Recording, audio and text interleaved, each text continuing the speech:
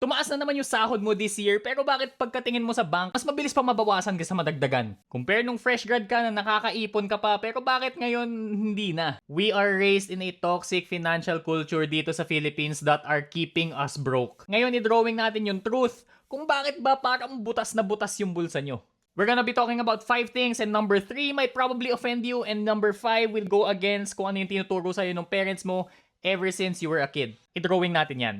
Welcome to the whiteboard, and we are back. And today, i-discuss natin ano ba yung mga toxic Pinoy money habits that are keeping you poor. And trust me, kung pinapanood mo to, I'm sure na at least isa o dalawa dito tatamaan ka kasi nakakaintindi ka ng Tagalog. So meaning, Pinoy ka. Okay?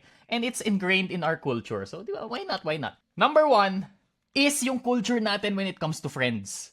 Meron tayong tinatawag na pakikisama tax. Tuwing lumalabas tayo with our friends, normally gagastos tayo ng 300 pesos sa kape, 700 pesos sa Grab. And in the future, if ganyan lagi yung bonding nyo, imagine, let's say weekly kayo nagbabonding. That's what? 1,000 pesos a week? 4,000 pesos per month. Just to be with your friends. Men, bawal ba kayo magbonding na hindi masyadong gumagastos? Napaka-mahal naman ng bonding nyo, di ba? So how do you fix that? You have to check your boundaries. What do you mean by check your boundaries? Pag may nag-aya sa'yo, sabihin mo, pass muna ako, nag-iipon ako eh. At pag sinabi nila, ano ba yan, ang KJ mo naman, it means 2 things. It's either they don't respect your boundaries or KJ ka talaga, once in a year na nga lang mag-aya, hindi ka pa sasama. Okay? So, syempre, may limitations pa din yan, okay? If once a year lang pala kayo mag-bonding, sumama ka na, gumastos ka na ng konti. Pero, if everyday kayong gumagala, tapos 1,000 per day, men, hindi ka KJ, okay? You're just wise. Check your boundaries. May difference kasi. Sa Pinoy kasi walang difference tong dalawang to eh. Pera versus budget. Walang difference sa Pinoy yan. Iba ang wala akong pera versus wala akong budget. Wala akong pera meaning brokey ka. 0 pesos talaga. Walang budget meaning yung gala account mo wala nang laman kasi allocated na yon sa investment account mo. Kailangan mo mag-invest kaya wala ka ng budget para gumala. Number 2 is kuripot, and trust me with this one.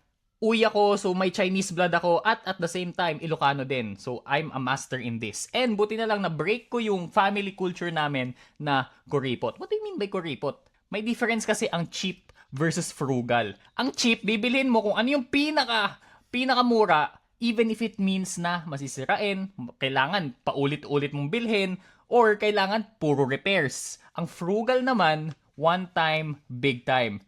And thank you Lord, ganito ako. The amount of times na bumibili ako, tapos yung dad ko may binibili din, pero at the end of the day, bibili din siya nung binili ko kasi mas okay, tapos yung sa kanya nasira na, I cannot count it anymore. Always be frugal. Mag-research ka kung may bibilhin kang bagong gadget, kung may bibilhin kang bagong kotse. Mag-research ka so you know you get the best deal. Frugality is all about getting the best deal. And next is that time is currency. Ang dami kong kilala na pipila ng 2 oras pagka may sale para makatipid ng 50 pesos. Men, if you earn 500 pesos an hour, ang total cost nung pag-aantay mo ng 2 hours dahil sa sale para makatipid ka ng 50 pesos is 950. So yung 2 hours mo dapat na nag-work ka, nag-antay ka dahil dun sa sale na may 50 pesos off, 950 actually yung additional na ginastos mo. Now I remember kasi diba recently nagtaas ng gas prices. Sobrang haba ng pila. And nagtanong-tanong ako, apparently 1 hour, 2 hours yung pila para makapagpagas kasi nagre-refill pa yung gasoline station. Ang ginawa ko, umalis na ako ng pila kasi motor lang naman gamit ko, ang matitipid ko doon around 100 pesos lang naman. Ang ginawa ko, umuwi ako, pumunta ako sa job hunting websites for mga freelance gigs at nakakuha ako ng client. And just like that, yung 150 pesos na natipid ko, ang nangyari is nag-gain pa ako ng 50,000 pesos. Always respect your time. Yung mga 2-hour sale, mga long pila na yan, it's not always the best way to save money. May currency, may cost ang oras mo. Next is the Filipino culture, the Filipino habit of deserve ko to. Spoiler alert, as I always say to you guys, hindi mo deserve yan. Magkalaban ang dopamine tsaka wealth. Imagine mo stress ka sa work. So bumili ka ng sapatos worth 3,000 pesos dahil stress ka sa boss mo. The following day, stress ka pa din sa boss mo pero may 3,000 ka ng pesos na sapatos. Congratulations! Ang ganda na ng paa mo pero stress ka pa din. Next is the microtransaction illusion. Yung mga shipping fee, for example, let's say sa Grab, yung mga 50 pesos na yan, ay papadeliver ako ngayon, 50 pesos. Imagine mo, men, kung 3 times a week ka nagpapaganon, that's 150 per week, that's 600 pesos a month. Kaya always keep track of your microtransactions, no matter how small that is. And lastly is yung self-care. Deserve ko to. I need to care for myself. Men, alam mo ang totoong self-care? Ang totoong self-care is having a 6-month emergency fund para kung hindi mo na talaga kaya, if may emergency kayo, hindi ka mai-stress kasi wala kang work. Kasi may 6-month kang leeway to live wherever you are. Imagine yung flexibility na yan.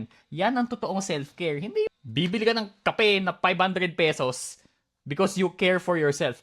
Okay, from time to time, pagbigyan natin, kasi realistic tayo dito. From time to time, okay, bibili ako ng I am gonna treat myself. But at the same time, men, anong gagawin ng kape mo kung wala ka nang makain kinabukasan kasi kaka-self-care mo?